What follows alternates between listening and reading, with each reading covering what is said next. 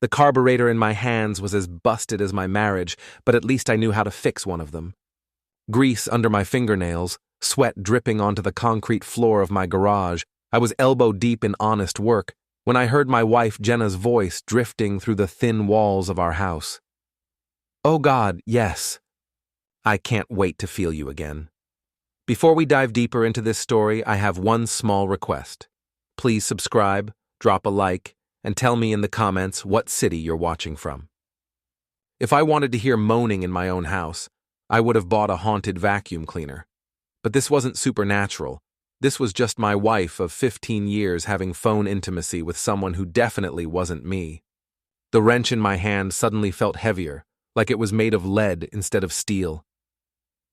My name is Eddie Morrison, and I'm 39 years old. I manage the parts department at Riverside Auto Supply in Harlow, Massachusetts, a faded mill town where dreams go to die and gossip spreads faster than black ice in January. I've got calloused hands, a receding hairline, and a beer gut that arrived right on schedule for my 40th birthday next month. I'm exactly the kind of guy women like my wife eventually get bored with. Jenna, on the other hand, has transformed herself into something else entirely over the past 2 years. Gone is the soft-spoken woman who used to make me coffee every morning and laugh at my stupid jokes. In her place stands a 36-year-old fitness influencer with abs you could grate cheese on and an Instagram following that makes her feel like a celebrity in our little town. She teaches yoga and Pilates at Elite Fitness, the newest gym in Harlow's revitalized downtown district. The place is all glass and chrome, nothing like the dusty auto shop where I spend my days surrounded by spark plugs and transmission fluid. Her world smells like lavender and ambition. Mine smells like motor oil and resignation. "I need you so bad, Matt. Eddie's working late again. He never pays attention to me anymore." Matt. Of course it was Matt Brennan, the 29-year-old personal trainer with the perfect smile and the kind of body that makes middle-aged women forget they have husbands. I'd met him exactly once, at the gym's grand opening 6 months ago. He'd given me one of those limp handshakes that screams, "I could bench press you," while looking over my shoulder for someone more interesting to talk to. The phone conversation continued, but I'd heard enough. I set down the carburetor and wiped my hands on an old rag, my mind racing. How long had this been going on? How many times had she lied to my face? How many late yoga classes and girls' nights out were actually rendezvous with pretty boy Matt? I walked back into the house through the kitchen door, making enough noise to announce my presence.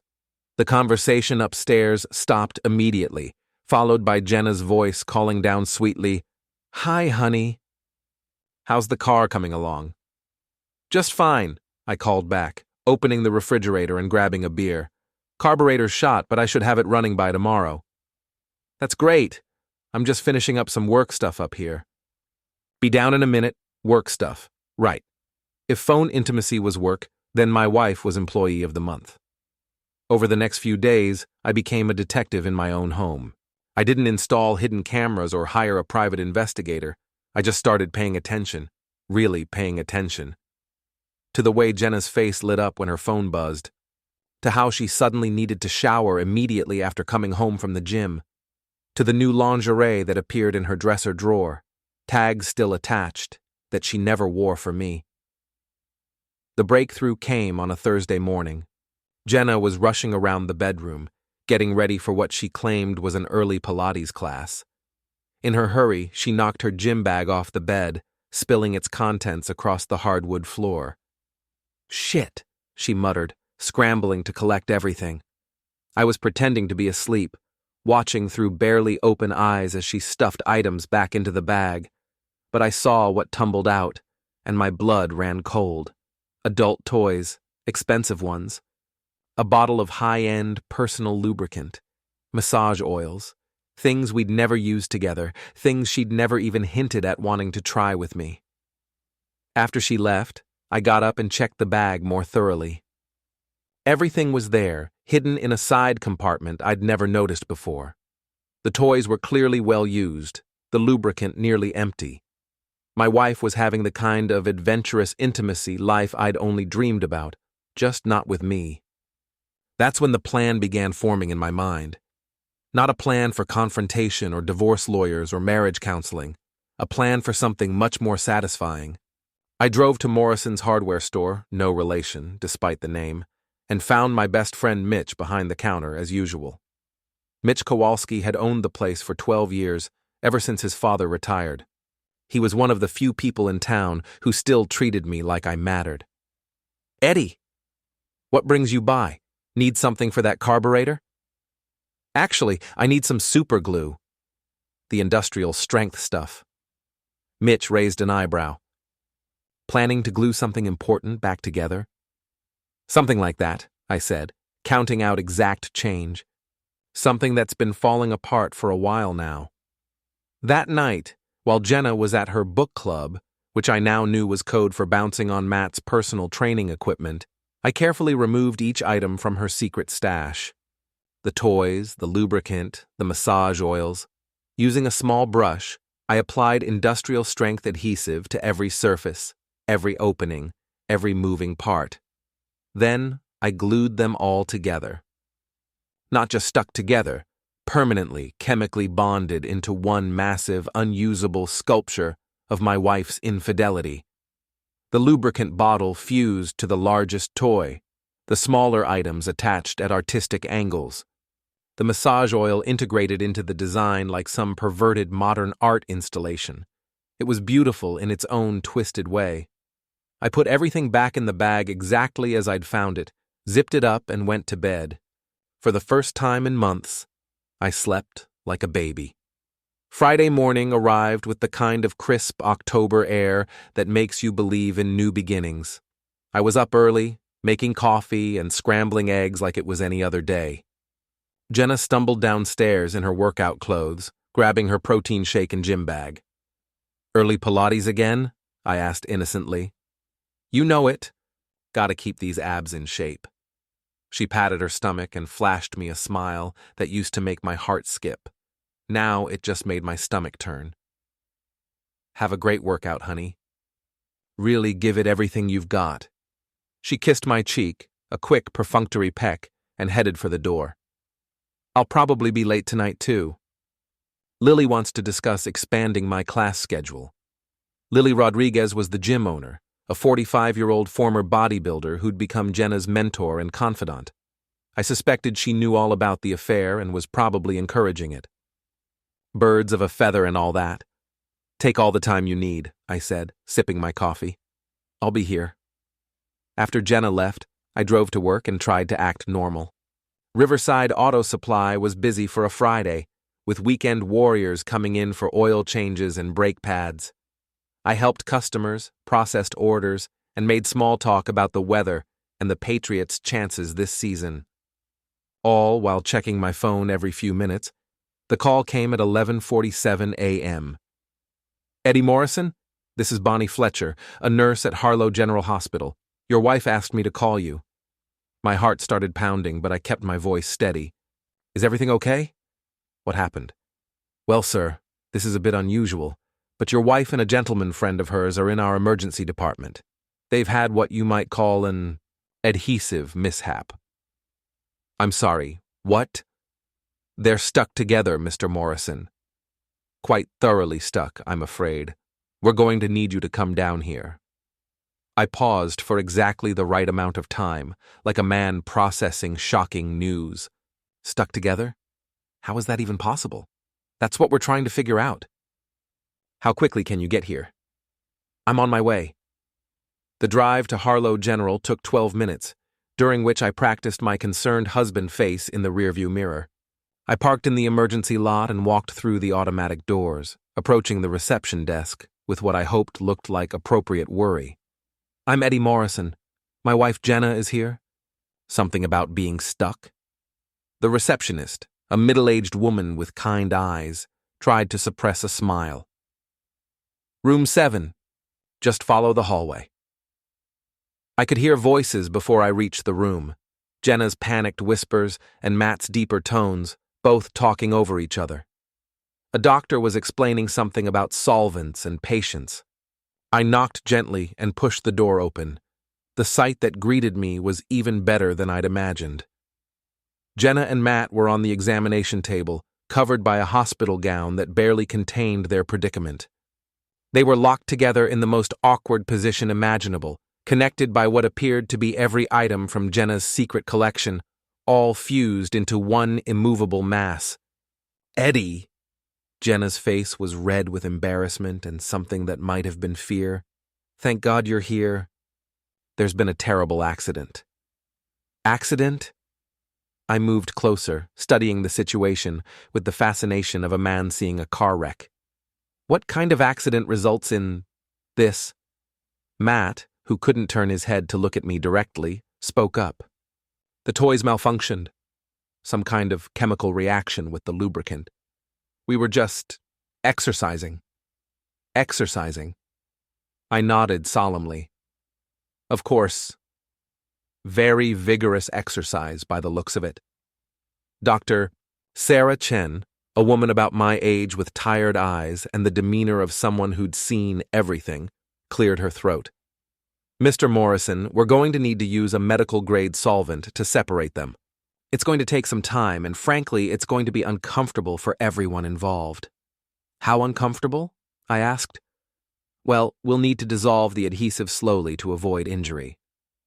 The process could take several hours, and given the intimate nature of the situation, we'll need to keep them in this position until we're finished. Jenna made a sound like a wounded animal. Matt just closed his eyes and muttered something that sounded like a prayer. Whatever you need to do, doctor, I said. I just want my wife to be safe. Nurse Bonnie, a woman in her 40s with silver-streaked hair and a wicked sense of humor, stepped forward. Mr. Morrison, I have to ask, have you ever seen anything like this before? The adhesive pattern is quite artistic. I studied the tableau again, tilting my head like I was analyzing a painting. You know, it does have a certain symmetry to it. Very modern. Very sticky. Eddie, please, Jenna whispered. This is serious. You're absolutely right, honey. This is very serious. I mean, what are the odds of a spontaneous chemical reaction like this? It's almost like someone planned it. The room fell silent except for the steady beep of medical equipment. Dr. Chen looked between us with growing suspicion, while Nurse Bonnie openly smirked. Mr. Morrison, the doctor said carefully, do you have any idea how this might have happened? I shrugged. I'm just an auto parts guy, Doc. I know about carburetors and brake fluid, not whatever this is, but I do know that industrial adhesives don't just activate by themselves.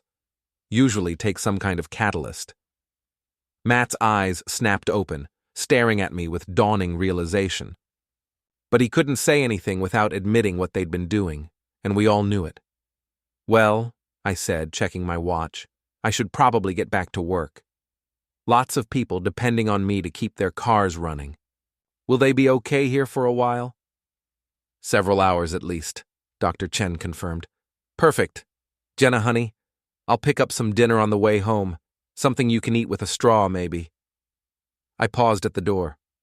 Oh, and Matt? Next time you're exercising with my wife, you might want to read the warning labels first. Safety first, you know? I walked out of that hospital feeling lighter than I had in months. Behind me, I could hear Jenna calling my name, but I didn't look back. I had a marriage to end and a life to rebuild. But first, I wanted to savor this moment. The moment when Eddie Morrison, small-town loser, had finally won a round. By Monday morning, the story had spread through Harlow like wildfire. In a town of 12,000 people, news travels fast, and embarrassing news travels at the speed of light. I couldn't walk into Dunkin' Donuts without hearing whispered conversations that stopped abruptly when people noticed me. At work, my colleagues treated me with a mixture of pity and barely concealed amusement. Jerry Kowalski, Mitch's cousin who worked in our shipping department, was the first to say something directly. Hey, Eddie, heard your wife had some kind of emergency over the weekend. Everything okay? She's fine, I said, not looking up from my inventory sheets. Just a little mishap at the gym. You know how dangerous exercise can be. Right. Exercise. Jerry's grin was so wide I thought his face might split. Must have been some workout. The ribbing continued throughout the day. Co-workers made jokes about sticking together through tough times and asked if I needed any industrial strength relationship advice. I played the part of the confused, concerned husband, shrugging off their comments with the weary dignity of a man whose wife had suffered an inexplicable accident. But the real test came that evening when I got home. Jenna was waiting for me in the living room, still moving gingerly from her ordeal. The doctors had successfully separated her from Matt after 6 hours of careful solvent application, but the experience had left both of them raw and humiliated. "We need to talk," she said without preamble. I hung up my jacket and loosened my tie. Of course. "How are you feeling? That must have been traumatic." "Cut the shit, Eddie. I know what you did." I sat down in my recliner, the same chair where I'd watched countless football games and family movies over the years. "What I did? Jenna, I was at work when you had your accident." "It wasn't an accident. Someone sabotaged those toys. Someone who knew exactly where they were and how to get to them." "Toys?" I raised my eyebrows. "What toys?" "I thought you were exercising." Her face flushed red. "You know damn well what I'm talking about." "Actually, I don't. See, I thought I knew my wife pretty well. I thought she was a yoga instructor who taught Pilates classes and went to book clubs. I had no idea she was into athletic equipment." Jenna stood up abruptly, pacing to the window and back.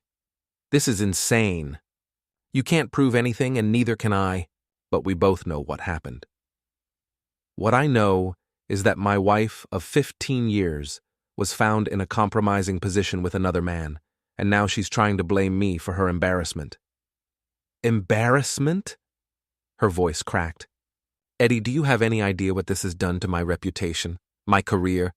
I can't show my face at the gym. Half my yoga students have already canceled their sessions.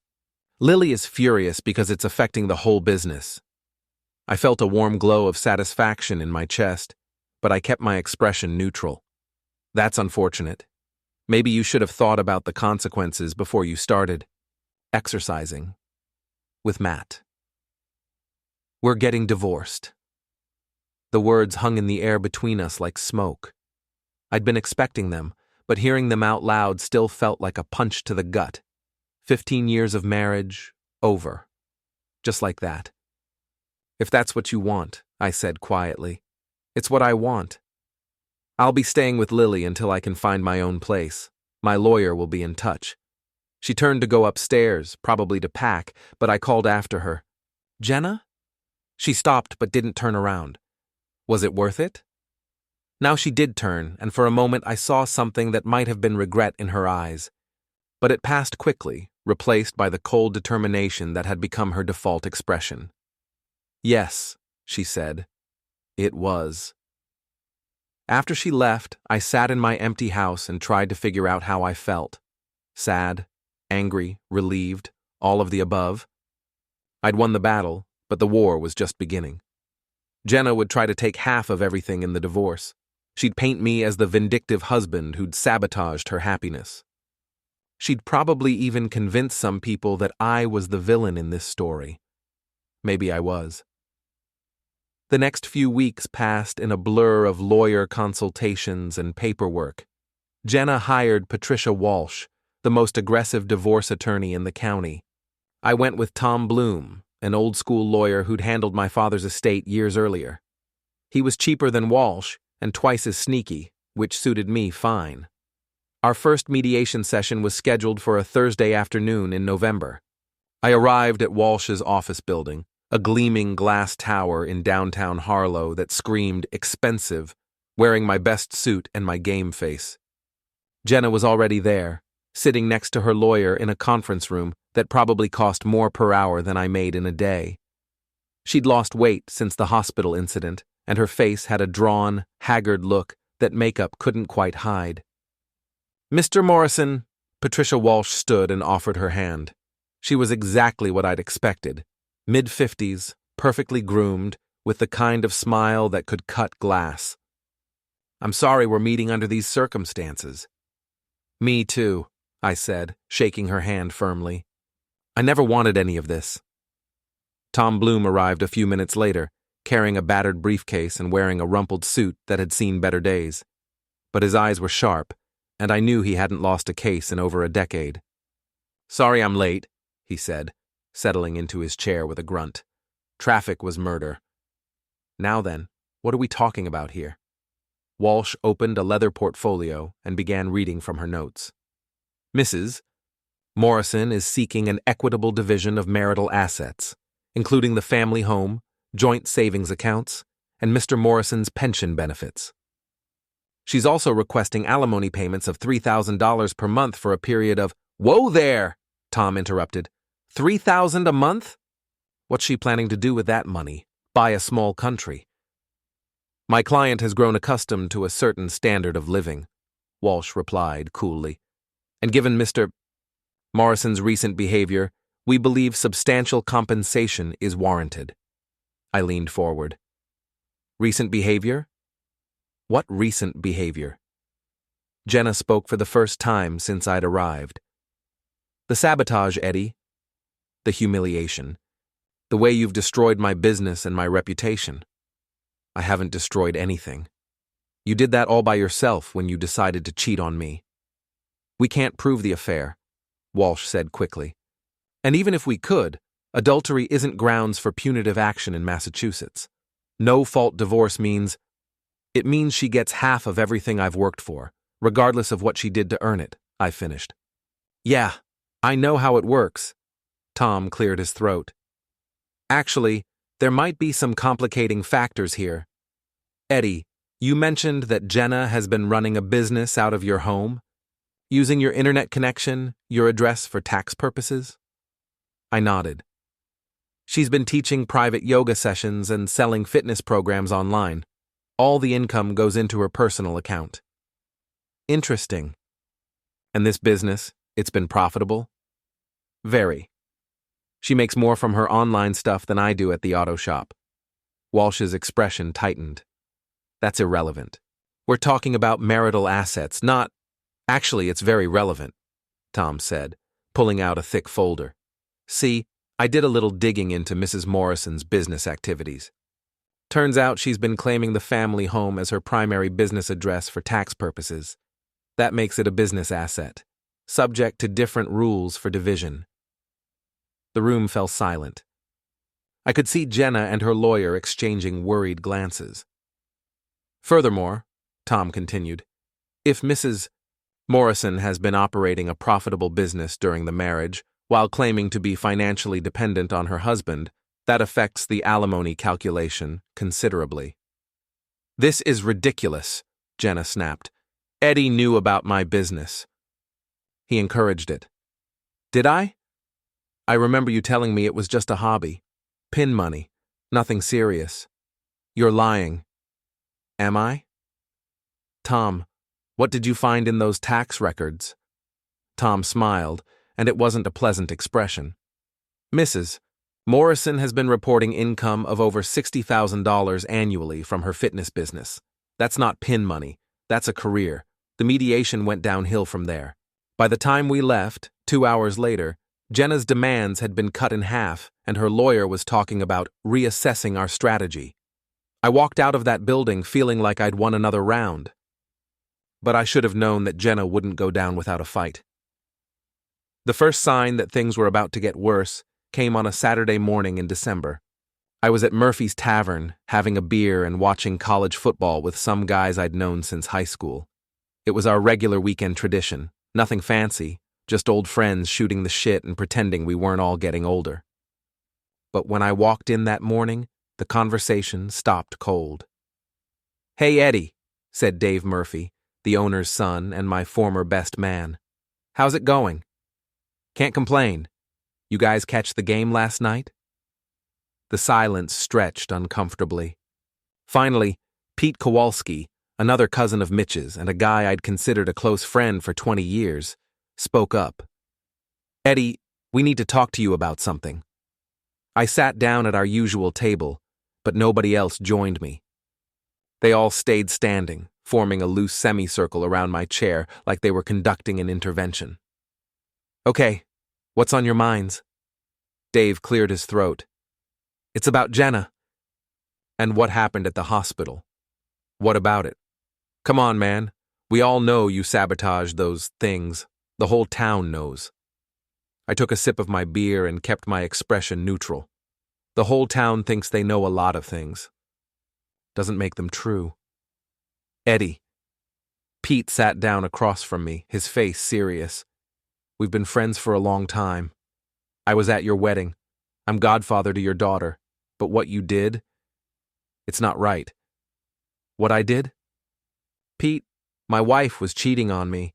She was humiliated because she got caught, not because of anything I did. That's not how we see it, said Mike Sullivan, another longtime friend. Yeah, Jenna made a mistake. But you went too far. You made her a laughingstock. You ruined her business. She ruined her own business when she decided to use it as a cover for her affair. That's cold, Eddie. Even for you. I looked around at these men I'd known for decades. We'd been through divorces and job losses and family deaths together. We'd celebrated each other's kids' graduations and commiserated over our expanding waistlines. And now they were all looking at me like I was a stranger. So what are you saying? That I should have just smiled and pretended everything was fine while my wife screwed around behind my back? We're saying you should have handled it like an adult, Dave said. Confronted her. Gone to counseling. Filed for divorce. Not whatever the hell that was at the hospital. And we're saying, Pete added, that until you make this right with Jenna, you're not welcome here anymore. The words hit me like a physical blow. These weren't just drinking buddies. They were my support system, my connection to the life I'd built in this town. And they were cutting me off. Make it right? How exactly am I supposed to do that? Apologize, Mike said. Publicly. Make it clear that what happened wasn't her fault. But it was her fault. She's the one who made a mistake, Dave interrupted.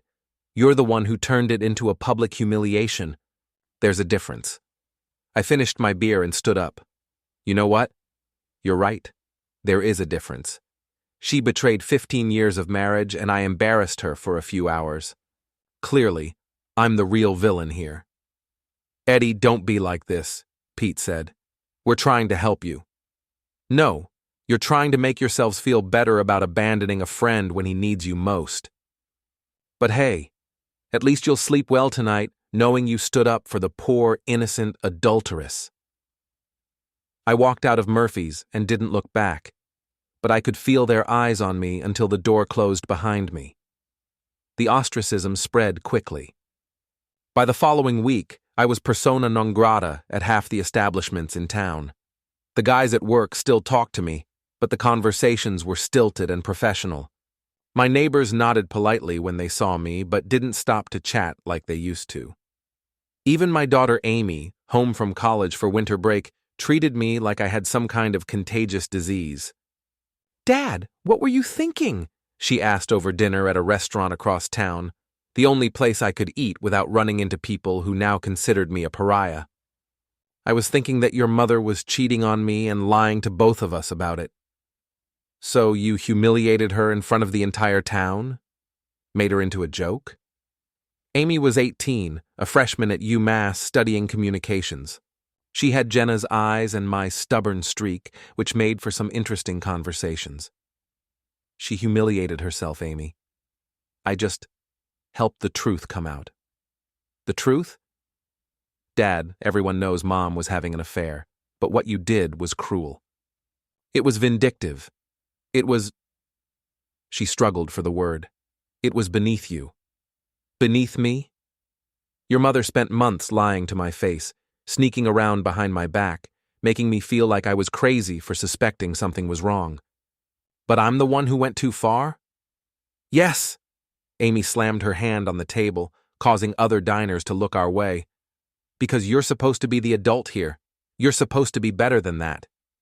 Better than what? Better than standing up for myself? Better than refusing to be a doormat? Better than revenge, Dad. Better than making Mom suffer just because you were hurt. I stared at my daughter, this young woman who used to think I hung the moon, and realized that I'd lost her too. Maybe not permanently, but for now, she saw me as the villain in this story.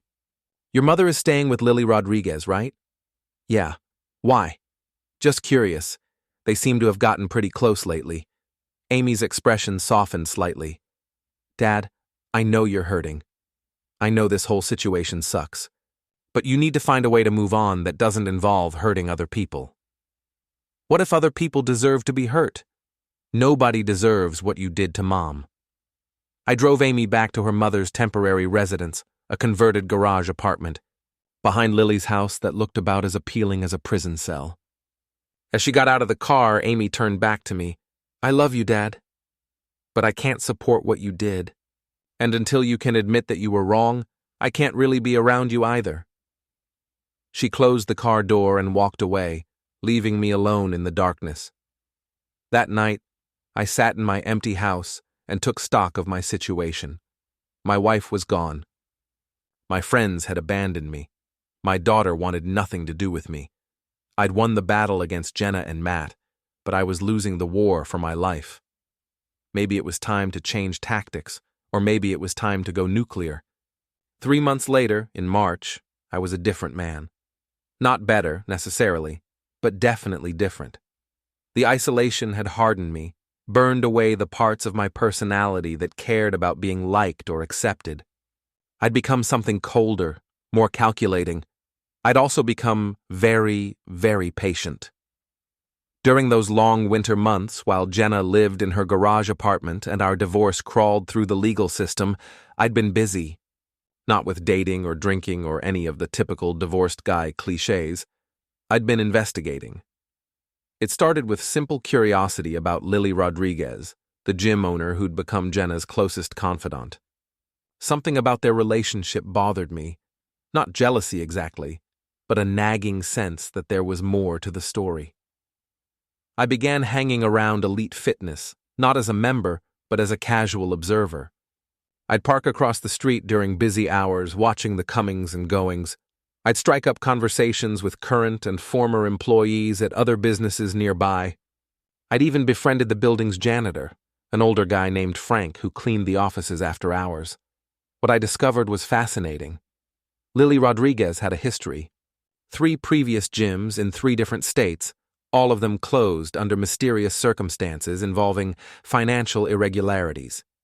She'd been investigated twice by state athletic commissions for allegedly selling illegal supplements. And most interesting of all, she had a pattern of befriending married women, encouraging them to leave their husbands, and then somehow ending up with a financial stake in their divorce settlements. But the real bombshell came from Frank the janitor, who mentioned in passing that he'd seen Lily and Matt Brennan having heated arguments in her office after hours. Arguments that sometimes ended with what sounded like furniture being moved around. Weird thing is, Frank told me over coffee at a diner downtown, sometimes I'd see that pretty trainer's car there all night. Real late. Made me wonder what kind of training goes on after midnight, you know? I knew.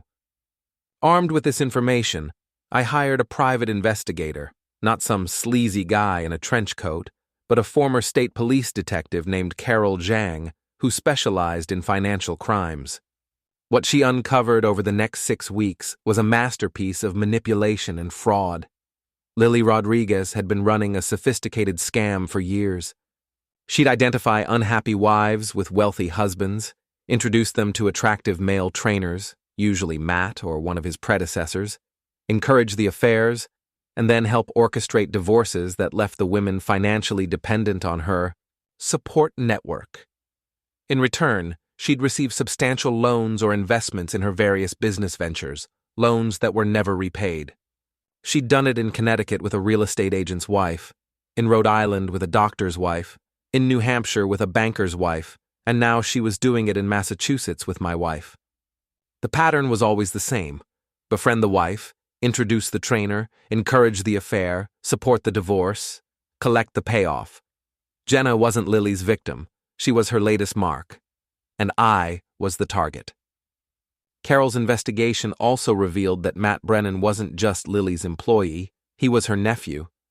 The whole seduction had been planned from the beginning, designed to break up my marriage and leave Jenna vulnerable to Lily's financial manipulations. But here's the beautiful part. They'd gotten greedy. Instead of waiting for the divorce to be finalized, Lily had convinced Jenna to take out a substantial loan against her expected settlement, using the gym as collateral. The money had then been funneled into a series of shell companies that Lily controlled. It was fraud, plain and simple, and I had enough evidence to prove it. The question was, what to do with this information? I could have gone to the police immediately, could have turned over Carol's files and watched as Lily and Matt were arrested for conspiracy and fraud, could have seen justice served through proper legal channels.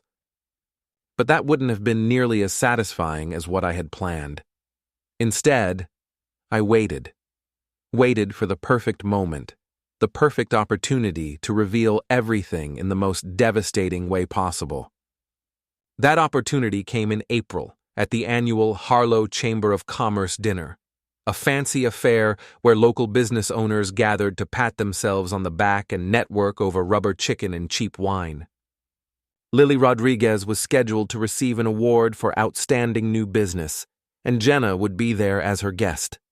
So would half the town, including all the former friends who'd abandoned me and the daughter who'd written me off as a vindictive monster. I bought a ticket and rented a tuxedo. If I was going to burn down my old life completely, I might as well dress for the occasion. The dinner was held at the Harlow Country Club, a stuffy establishment that had been the social center of our little town for over a century. I arrived fashionably late after the cocktail hour but before the main course, and took my assigned seat at a table near the back of the room. I could see Jenna at the head table, looking elegant in a black dress I'd never seen before. She'd gained back some of the weight she'd lost during our separation, and her face had recovered its color. She looked happy, or at least content. Lily sat beside her, resplendent in a red gown that probably cost more than I made in a month. She was holding court, telling stories that made the other guests laugh and nod appreciatively. Matt was there too, looking uncomfortable in a suit that didn't quite fit. He kept glancing around the room nervously, and I wondered if he sensed what was coming. The dinner progressed through its usual stages: bland food, boring speeches, polite applause. Finally, Chamber President Robert Hayes took the podium to present the evening's awards. Our next honoree has brought innovation and excellence to Harlow's fitness community, Hayes began, reading from his prepared remarks. Elite fitness has become a cornerstone of our downtown revitalization efforts, and its owner has shown remarkable dedication to helping local residents achieve their health and wellness goals. Please join me in recognizing Lily Rodriguez as our outstanding new business owner of the year. The applause was enthusiastic. Lily rose gracefully and made her way to the podium, accepting the Crystal Award with a brilliant smile. "Thank you so much," she said, her voice carrying clearly through the sound system. "This honor means more to me than you can imagine. When I came to Harlow 2 years ago, I was looking for more than just a place to open a business. I was looking for a community, a place where I could put down roots and make a real difference in people's lives." More applause. I checked my watch. Almost time.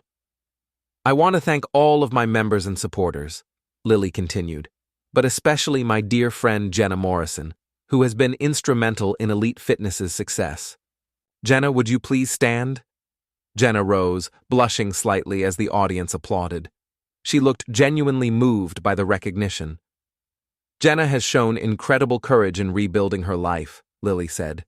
"She's overcome personal challenges that would have defeated a lesser person, and she's done it with grace and dignity. She's an inspiration to us all." That was my cue. I stood up at my table in the back of the room and began clapping slowly, loudly. The sound echoed through the suddenly quiet ballroom as heads turned to see who was making the disturbance. "Absolutely inspiring," I called out, my voice carrying clearly in the silence. In fact, I think Jenna's story is so inspiring that everyone should hear the whole thing. Eddie, sit down, someone hissed from a nearby table. But I was already walking toward the front of the room, pulling a manila envelope from my jacket pocket. See, what Lily didn't mention is that Jenna's personal challenges were actually part of a carefully orchestrated business plan. A plan designed to defraud me and other unsuspecting husbands out of our life savings. Security guards were moving toward me now, but Robert Hayes held up a hand to stop them. The room was dead silent, everyone straining to hear what would happen next. I reached the podium and turned to face the crowd. 300 of Harlow's most prominent citizens stared back at me, their faces a mixture of shock, curiosity, and anticipation.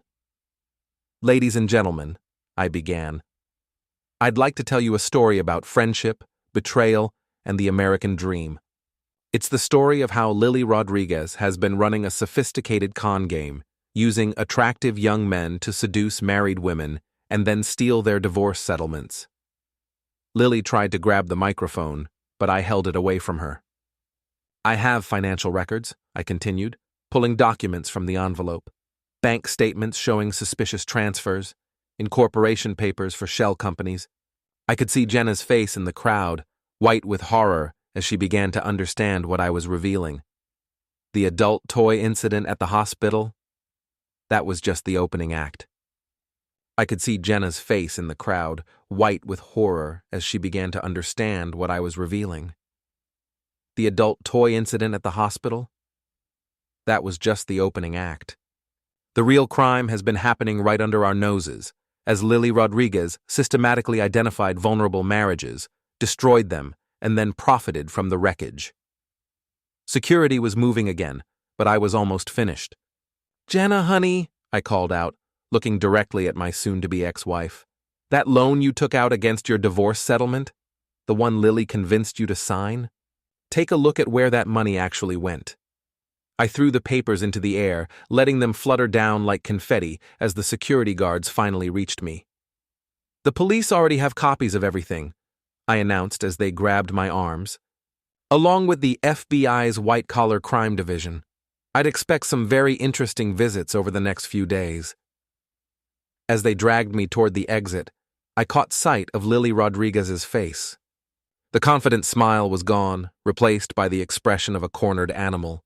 Matt had already disappeared, probably heading for the parking lot.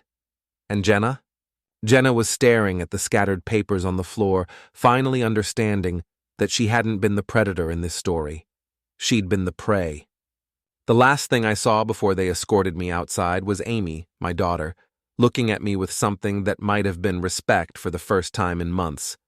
6 weeks later, Lily Rodriguez and Matt Brennan were arrested on charges of conspiracy, fraud, and racketeering.